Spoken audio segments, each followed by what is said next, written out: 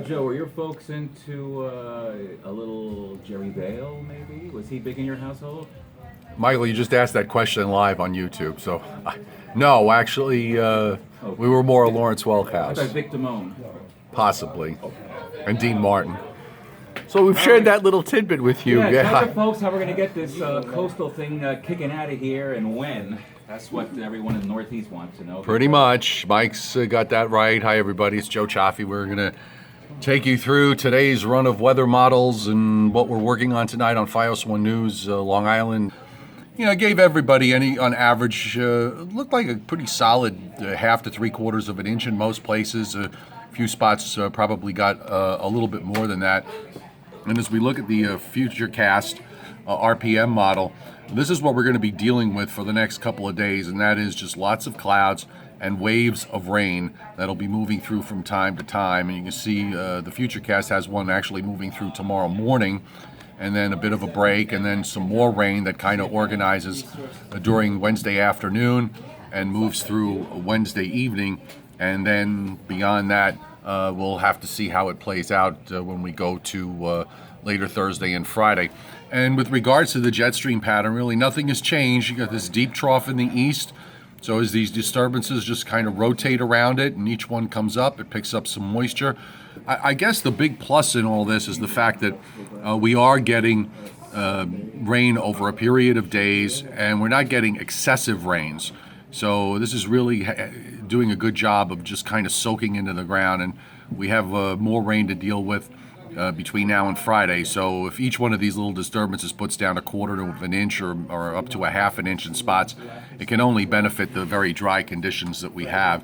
And that upper low is going to dive down into Virginia, North Carolina, and we still have to keep our eyes on a coastal low that's going to develop on Friday, mainly because it's a new moon, and with a bit of an onshore flow that's going to be here with us for the rest of the week, and it's going to strengthen a little bit on Friday with low pressure developing just off the Delaware coast. We have to look at the possibility of some coastal flooding for Long Island and New Jersey. Now, this should get kicked out. That disturbance to the north should kick this out, but that may mean some showers coming in here for Sunday. And Saturday's kind of questionable. It's hard to, sometimes when you're in these very wet patterns, it can take a lot to clear it out, and yet at the same time, we could very well see some brightening of skies on Saturday too. So maybe because we've been so gloomy for so many days by then, we'll just try and be a little more optimistic.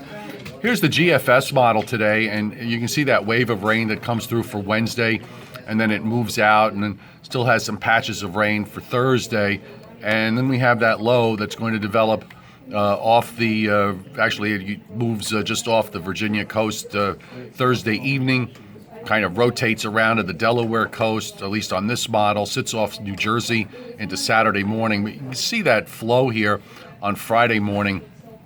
We have a pretty good easterly flow that comes in, so it might get pretty breezy along the coast for at least a few hours, if not longer. And again, with the new moon, the spring tides, the tides are going to be the highest of the spring season. So I think we need to pay attention to that. And then as we go into Saturday, as the low just kind of falls apart and starts to move away to the east, still showing some patchy moisture. I don't know how real that is, but here's the next weather front that comes through for Sunday. That'll really clean house here. And that barrels on through with some showers during the day on Sunday.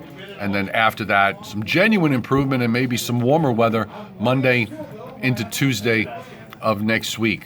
So let's take a look at what the European has to say with this. And let me just widen out just a little bit.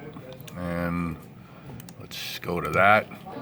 And I'll just back it up. And you can see that upper low. You see how strong it is, and it dives down into western North Carolina and Virginia, and then moves off the Delaware coast, and then just kind of opens up and then gets kicked out because this next vortex is dropping down. It's actually pretty strong. It drops a pretty strong vortex down into New England. So that's a nice shot of chilly, dry air that comes in later Sunday into Sunday night into early Monday, but then it pulls out just as fast, so we warm up nicely.